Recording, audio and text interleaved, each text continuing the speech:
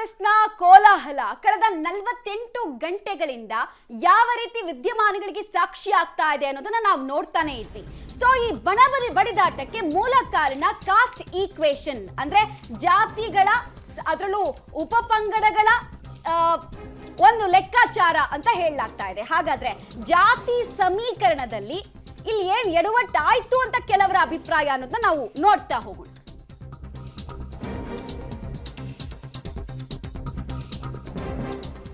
Public ಟಿವಿಯಲ್ಲಿ ಈ ಕುರಿತು ಎಕ್ಸ್ಕ್ಲೂಸಿವ್ ಡೀಟೇಲ್ಸ್ ಅನ್ನ ನಿಮ್ಮ ಮುಂದೆ ನಾವು ಇಡ್ತಾ ಇದ್ದೀವಿ. ಲೆಫ್ಟ್ ರೈಟ್ ಮಧ್ಯೆ ಅಧ್ಯಕ್ಷ ಖರ್ಗೆ ಅವರ ಹಠದಿಂದ ಇಷ್ಟೆಲ್ಲ ಆಯ್ತಾ ಅನ್ನೋ ಪ್ರಶ್ನೆ ಮುನ್ನೆಲೆಗೆ ಬರ್ತಾ ಇದೆ. ಖರ್ಗೆ ಜಾತಿ ಸಮೀಕರಣವೇ ಮೂಲ ಸಮಸ್ಯೆಯ ಜಾಡ. ಹಾಗಾದ್ರೆ ಖರ್ಗೆ ಎಡಗೈ ಲೆಕ್ಕಾಚಾರವೇ ಇಷ್ಟೆಲ್ಲ ಪರಿಸ್ಥಿತಿ ವಿಕೋಪಕ್ಕೆ ಹೋಗೋದಕ್ಕೆ ಕಾರಣ ಆಯ್ತಾ ಅನ್ನೋ ಪ್ರಶ್ನೆಗಳು ಕೂಡ ಸದ್ಯಕ್ಕೆ ಉದ್ಭವಿಸ್ತಾ ಇದೆ. ನಾವು ನೋಡ್ತೇವೆ ತುಂಬಾ ಸೂಕ್ಷ್ಮ ವಿಚಾರವನ್ನ ರೆಬಲ್ ನಾಯಕರು ಎತ್ತಿದ್ರು. ಆ ಸೂಕ್ಷ್ಮ ವಿಚಾರ ಏನು ಅಂತ ಹೇಳಿದ್ರೆ 57ರಿಂದ ಕೂಡ ಬಲಗೈ ಸಮುದಾಯಕ್ಕೆ ಸೇರಿದ ಎಸ್ಸಿ ಬಲಗೈ ಸಮುದಾಯಕ್ಕೆ ಸೇರಿದಂತಹ ವ್ಯಕ್ತಿಗಳಿಗೆ ಟಿಕೆಟ್ ಅನ್ನು ಕೊಟ್ಟಿಲ್ಲ. ಈಗ್ಲಾದ್ರೂ ನಮ್ಗಾಗ್ತಾ ಇರುವಂತಹ ಅನ್ಯಾಯವನ್ನ ಸರಿಪಡಿಸಬೇಕು ಅನ್ನೋದು ಮೂಲ ವಿಚಾರವನ್ನ ಎತ್ತಿದ್ರು ಕೋಲಾರ ಭಾಗದ ರೆಬಲ್ ನಾಯಕರು. ಆಮೇಲೆ ಇಲ್ಲಿ ಮುನಿಯಪ್ಪ ಅವರು ಎಡಗೈಗೆ ಸೇರಿದವರು. ಸೊ ಅವರು ಹೇಳಿದಂತಹ ಅಭ್ಯರ್ಥಿಗೆ ಟಿಕೆಟ್ ಕೊಡೋದ್ರ ಮೂಲಕ ನಮ್ಮವರಿಗೂ ಅನ್ಯಾಯ ಮಾಡೋ ಕೆಲಸ ಆಗ್ತಾ ಇದೆ ಅಂತ ಹೇಳಿದ್ರು. ಹಾಗಾದ್ರೆ ಇದೆಲ್ಲವನ್ನ ಗಮನಿಸಿದಾಗ ಹೈಕಮಾಂಡ್ ಇಂಟರ್ನಲ್ ರಿಸರ್ವೇಶನ್ ನಲ್ಲಿ ಅಂದ್ರೆ ಆಂತರಿಕ ಮೀಸಲಾತಿಯ ವಿಚಾರದಲ್ಲಿ ಎಡವಟ್ಟನ್ನ ಮಾಡ್ಕೊಳ್ತಾ ಅನ್ನೋ ಸಹಜ ಪ್ರಶ್ನೆ ಉದ್ಭವಿಸುತ್ತೆ. ಆಂತರಿಕ ಮೀಸಲಾತಿ ಅಂದ್ರೆ ಇನ್ನೂ ಚೆನ್ನಾಗಿ ಅರ್ಥ ಆಗ್ಬೇಕು ಅಂದ್ರೆ ಸಾಮಾಜಿಕ ನ್ಯಾಯ ಅಂದ್ರೆ ಎಲ್ಲಾ ಉಪಪಂಗಡಗಳು ಕೂಡ ನಮ್ಮ ಗಮನದಲ್ಲಿದ್ದಾವೆ, ಎಲ್ಲಾ ಜಾತಿಗಳು ಕೂಡ ನಮ್ಮ ಗಮನದಲ್ಲಿದ್ದಾವೆ ಅಂತ ಟಿಕೆಟ್ ಹಂಚಿಕೆ ಮಾಡ್ಬೇಕಾದ್ರೆ ಲೆಕ್ಕಾಚಾರ ಹಾಕ್ಬಿಟ್ಟು ಟಿಕೆಟ್ ಅನ್ನ ಕೊಡುತ್ತೆ. ಕಾಂಗ್ರೆಸ್ನವರದು ಕೂಡ ಒಂದು ಇಂಟರ್ನಲ್ ರಿಸರ್ವೇಶನ್ 5 ಲೋಕಸಭೆ ಕ್ಷೇತ್ರಗಳು ಅಂದ್ರೆ ಮೀಸಲು ಲೋಕಸಭೆ ಕ್ಷೇತ್ರಗಳಿಗೆ ವಿದ್ಯಾ ಪ್ರಮುಖವಾಗಿ ಈಗ ನಾವು ನೋಡ್ತಾ ಇದ್ದು ಚಾಮರಾಜನಗರ ಇರ್ಬೋದು ಅಥವಾ ಕಲಬುರಗಿ ಇರ್ಬೋದು, ಚಿತ್ರದುರ್ಗ ಇರ್ಬೋದು, ವಿಜಯಪುರ ಇರ್ಬೋದು, ಇಲ್ಲೆಲ್ಲ ಕೂಡ ರಿಸರ್ವೇಶನ್ ಅಲ್ಲಿ ಬಲಗೈ ಕೊಟ್ರೆ ಸೂಕ್ತನ ಎಡಗೈ ಕೊಟ್ರೆ ಸೂಕ್ತನ ಅಂತ ಯೋಚನೆ ಮಾಡಿ ಕೊಡ್ತಾರೆ.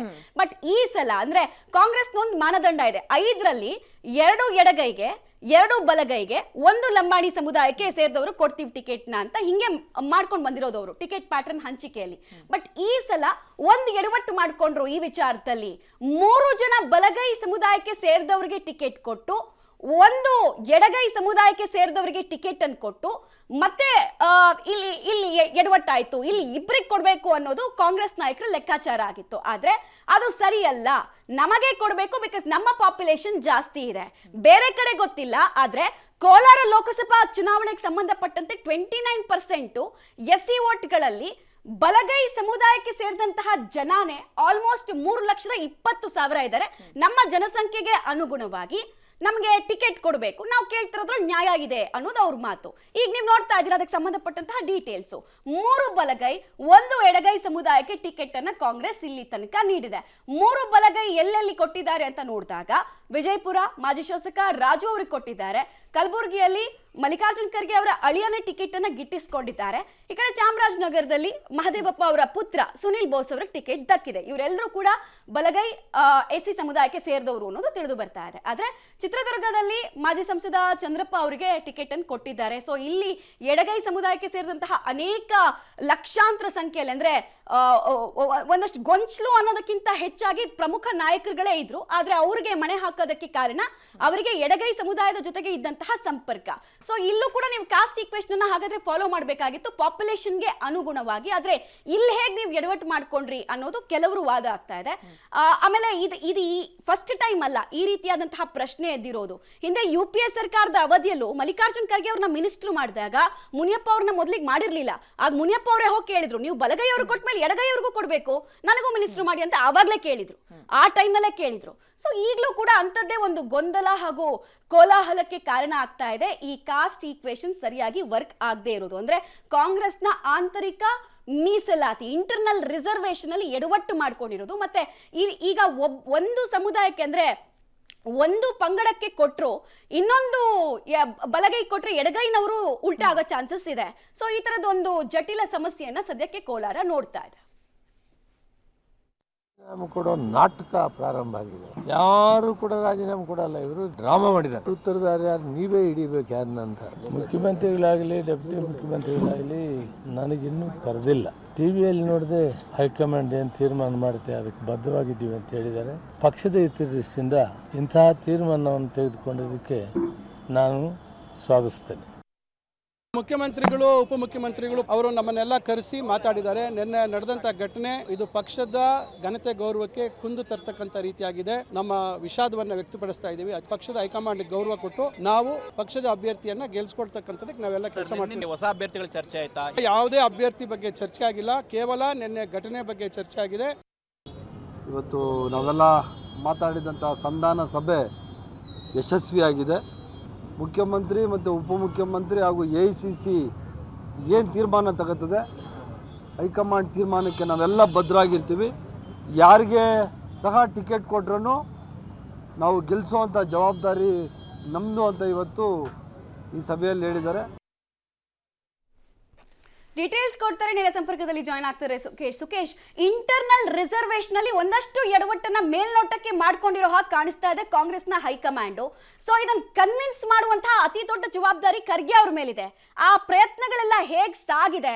ಮತ್ತೆ ನಿನ್ನೆ ತನಕ ನಾವು ನೋಡ್ತಾ ಇದ್ವಿ, ನಮ್ಮವ್ರಿಗೆ ಕೊಡಬೇಕು, ಬಲಗೈಯವ್ರಿಗೆ ಕೊಡಬೇಕು ಅಂತ ಹೇಳ್ತಾ ಇದ್ದವರು ಎಡಗೈಯಲ್ಲಿ ಮುನಿಯಪ್ಪ ಅವ್ರನ್ನ ಬಿಟ್ಟು ಯಾರಿಗೆ ಕೊಟ್ಟರು ಓಕೆ ಅನ್ನೋ ಹಂತಕ್ಕೆ ಬಂದಿದ್ದಾರೆ. ಇಷ್ಟಕ್ಕೆಲ್ಲ ಮೂಲ ಕಾರಣ ಅಂತ ಹೇಳಿದ್ರೆ ಇಂಟರ್ನಲ್ ರಿಸರ್ವೇಶನ್. ಯಾಕೆ ಇಂಥದ್ದೊಂದು ಎಕ್ಸ್ಪೆರಿಮೆಂಟ್ ಮಾಡೋದಕ್ಕೆ ಮುಂದಾದ್ರು, ಅದ್ರ ಅನಿವಾರ್ಯತೆ ಆದ್ರೂ ಏನಿತ್ತು ಅಂತ? ಮಮತಾ, ಒಂದು ಸ್ಪಷ್ಟ, ರಿಸರ್ವ್ ಕಾನ್ಸ್ಟಿಟ್ಯೂನ್ಸಿ 5ರಲ್ಲಿ ಎಡಗೈ ಬಲಗೈ ಈ ರೀತಿ ಹಂಚಿಕೆ ಮಾಡಿ ಕೊಡುವಂಥ ಲೆಕ್ಕಾಚಾರವನ್ನು ಕಾಂಗ್ರೆಸ್ ಮೊದಲಿಂದ ಕೂಡ ಮಾಡ್ಕೊಂಡು ಬಂದಿತ್ತು. ಹಾಗೆ ನೋಡಕ್ಕೆ ಹೋದರೆ ವಿಜಯಪುರದ ವಿಚಾರಕ್ಕೆ ಬರೋದಾದರೆ ಅಲ್ಲಿ ಲಂಬಾಣಿ ಸಮುದಾಯಕ್ಕೆ ಕೊಡ್ತಾ ಇದ್ರು. ಲಂಬಾಣಿ ಸಮುದಾಯದಿಂದ ನಿರಂತರವಾಗಿ 2-3 ಬಾರಿ ರಾಥೋಡ್ ಅವರಲ್ಲಿ ಸೋತಿದ್ರಿಂದ ಒಂದು ಎಕ್ಸ್ಪೆರಿಮೆಂಟ್ ಮಾಡಬೇಕು ಅನ್ನುವಂಥ ಕಾರಣಕ್ಕಾಗಿ ಅದನ್ನು ಬದಲಿಸಿ ಬಲಗೈ ಸಮುದಾಯಕ್ಕೆ ಕೊಡಲಾಗಿದೆ. ಅದು ವಿಜಯಪುರದಲ್ಲಿ ಮಾಡಿರುವ ಒಂದು ಬದಲಾವಣೆಯ ಎಕ್ಸ್ಪೆರಿಮೆಂಟು. ಅದನ್ನು ಹೊರತುಪಡಿಸಿದರೆ ಕಲಬುರಗಿಗೆ ಬರೋದಾದರೆ ಸಹಜವಾಗಿ ಅದು ಮಲ್ಲಿಕಾರ್ಜುನ ಖರ್ಗೆ ಅವರ ಭದ್ರಕೋಟೆ ಮತ್ತು ಅವರು ಬಲಗೈ ಸಮುದಾಯದ ದಲಿತ ಸಮುದಾಯದವರಾಗಿದ್ದರೂ ಕೂಡ ಹೆಚ್ಚು ಎಡಗೈ ದಲಿತ ಸಮುದಾಯ ಅಲ್ಲಿದ್ದರೂ ಕೂಡ ಅವ್ರನ್ನ ಅಲ್ಲಿ ಒಪ್ಕೊಂಡಿತ್ತು. ಚಿತ್ರದುರ್ಗಕ್ಕೆ ಬರೋದಾದರೆ ಇಲ್ಲೂ ಕೂಡ ಎಡಗೈ ಸಮುದಾಯಕ್ಕೆ ಕೊಟ್ಟಿದ್ರು ಮತ್ತು ಚಾಮರಾಜನಗರದಲ್ಲಿ ಬಲಗೈ ಸಮುದಾಯಕ್ಕೆ ಕೊಟ್ಟಿದ್ದಾರೆ. ಆದರೆ ಕೋಲಾರದಲ್ಲಿ ಮುನಿಯಪ್ಪನವರು ಎಡಗೈ ಸಮುದಾಯದವರು, ಆದರೆ ಹೆಚ್ಚು ಮತದಾರ ಇರುವಂಥದ್ದು ಬಲಗೈ ಸಮುದಾಯದವರು ಅನ್ನುವಂಥದ್ದು ಅವರ ವಿರೋಧಿ ಬಣದ ವಾದ. ಆದರೆ ನಿರಂತರವಾಗಿ 7 ಬಾರಿ ಗೆದ್ದುಕೊಂಡು ಬಂದಿರುವಂಥ ಮುನಿಯಪ್ಪ ಅವರಿಗೆ ಅದು ಎಡ ಮತ್ತು ಬಲ ಅನ್ನುವಂಥ ಡಿಫ್ರೆನ್ಸ್ ಇರಲಿಲ್ಲ, ಅವರು ಅದನ್ನು ಮ್ಯಾನೇಜ್ ಮಾಡ್ಕೊಂಡು ಬರ್ತಾ ಇದ್ರು ಅನ್ನುವಂಥ ವಾದ. ಹಾಗಾಗಿ ಎಲ್ಲೋ ಒಂದು ಕಡೆ ಇದುವರೆಗೆ 3 ಬಲಗೈ ಸಮುದಾಯಕ್ಕೆ ಕೊಡಲಾಗಿದೆ. ವಿಜಯಪುರದಲ್ಲಿ ಒಂದು ಎಕ್ಸ್ಪೆರಿಮೆಂಟ್ ಆಗಿ ಎಡಗೈಯಿಂದ ತಪ್ಪಿಸಿ ಬಲಗೈಗೆ ಕೊಡಲಾಗಿದೆ. ಅದು ಅನಿವಾರ್ಯವಾದ ಬದಲಾವಣೆ ಆಗಿತ್ತು, ಅಲ್ಲಿ ಮಾಡಲೇಬೇಕಾಗಿತ್ತು ಈ ಬಾರಿ, ಯಾಕಂದ್ರೆ ನಿರಂತರವಾಗಿ ಸೋಲಾಗಿತ್ತಲ್ಲಿ. ಹಾಗಾಗಿ ಇಲ್ಲೂ ಕೂಡ ಮತ್ತೆ ಎಡಗೈಗೆ ತಪ್ಪಿಸಿ ಬಲಗೈಗೆ ಕೊಡಲಿಕ್ಕೆ ಆಗಲ್ಲ. ಕನಿಷ್ಠ 2 ಎಡಗೈ ಸಮುದಾಯಕ್ಕೆ ಕೊಟ್ಟಂತೆ 3 ಬಲಗೈ ಸಮುದಾಯಕ್ಕೆ ಕೊಟ್ಟಂತೆ ಆಗುತ್ತೆ ಅನ್ನುವಂಥದ್ದು ಮಲ್ಲಿಕಾರ್ಜುನ ಖರ್ಗೆ ಅವರ ಲೆಕ್ಕಾಚಾರ ಅನ್ನುವಂಥದ್ದು ಮತ್ತು ಅವರು AICC ಅಧ್ಯಕ್ಷರು ಕೂಡ ಆಗಿರುವಂಥದ್ದು. ಆ ಕಾರಣಕ್ಕೆ ಮುನಿಯಪ್ಪ ಅಳಿಗೆ ಟಿಕೆಟ್ ಕೊಡಲಿಕ್ಕೆ ಅವರು ಒಪ್ಕೊಂಡಿದ್ದಾರೆ ಅನ್ನುವಂಥದ್ದು. ಜೊತೆಗೆ ಉತ್ತರ ಕರ್ನಾಟಕ ಭಾಗದಲ್ಲಿ ಎಡಗೈ ಸಮುದಾಯ ಸ್ವಲ್ಪ ಪ್ರಾಬಲ್ಯ ಹೊಂದಿದೆ, ಕಲಬುರಗಿಯೂ ಸೇರಿದಂತೆ. ಯಾಕಂದ್ರೆ ಮಲ್ಲಿಕಾರ್ಜುನ ಖರ್ಗೆ ಅವರ ಅಳಿಯ ಸ್ಪರ್ಧೆ ಮಾಡ್ತಿರುವಂಥ ಕಲಬುರಗಿ ಸೇರಿದಂತೆ ಸಾಕಷ್ಟು ಕಡೆಗಳಲ್ಲಿ ಎಡಗೈ ಸಮುದಾಯ ಇರೋದ್ರಿಂದ ಅವರು ಕೂಡ ಬೇಸರ ಮಾಡ್ಕೋಬಾರ್ದು ಅನ್ನುವಂಥ ಕಾರಣಕ್ಕಾಗಿ ಚಿತ್ರದುರ್ಗ ಮತ್ತೆ ಕೋಲಾರ ಇವೆರಡನ್ನೂ ಎಡಗೈ ಸಮುದಾಯಕ್ಕೆ ಮೀಸಲಿಡಬೇಕು ಅನ್ನುವಂಥದ್ದು ಮಲ್ಲಿಕಾರ್ಜುನ ಖರ್ಗೆ ಅವರ ನಿರ್ಧಾರ ಅನ್ನುವಂಥದ್ದು. ಇದೇ ಕಾರಣಕ್ಕೆ ಈ ಇಷ್ಟೊಂದು ಜಟಾಪಟಿ ಆಗ್ತಾ ಇರುವಂಥದ್ದು. ಅಕಸ್ಮಾತ್ ಬಲಗೈ ಸಮುದಾಯಕ್ಕೆ ಕೊಡಬಹುದು ಅನ್ನೋದಾಗಿದ್ರೆ ಮುನಿಯಪ್ಪ ಅವರ ಕುಟುಂಬವನ್ನು ತಪ್ಪಿಸಿ ಯಾರಿಗೂ ಕೊಡಬಹುದಿತ್ತು. ಕೊಡಬೇಕಾಗಿದೆ ಎಡಗೈ ಸಮುದಾಯ ಅಂದಮೇಲೆ ಎಡಗೈ ಸಮುದಾಯದ ಪ್ರಮುಖ ನಾಯಕರೇ ಮುನಿಯಪ್ಪ ಅನ್ನೋದಾದ್ರೆ ಅವರ ಮಾತನ್ನ ಮೀರಿ ಕೊಡೋಕೆ ಸಾಧ್ಯ ಇಲ್ಲ ಅನ್ನುವಂಥದ್ದು ಖರ್ಗೆ ಅವರ ವಾದ. ಆದ್ರೆ ಯಾವ ಕಾರಣಕ್ಕೂ ಕೂಡ ಕೊಡಬಾರದು ಅವರ ಕುಟುಂಬಕ್ಕೆ ಅನ್ನುವಂಥದ್ದು ಅವರು ವಿರೋಧಿ ಪಾಳೆಯವಾದ ಆಗಿರೋದ್ರಿಂದ ಇದು ಎಲ್ಲೋ ಒಂದು ಕಡೆ AICC ಅಧ್ಯಕ್ಷರು ವರ್ಸಸ್ ಮುನಿಯಪ್ಪ ವಿರೋಧಿ ಬಣದವರು ಒಂದಿಷ್ಟು ಜಟಾಪಟಿಗೆ ಕಾರಣ ಆಗುತ್ತಾ ಅನ್ನುವ ಹಂತಕ್ಕೆ ಬಂದು ನಿಂತಂತೆ ಕಾಣಿಸ್ತಾ ಇದೆ ಮಮತಾ.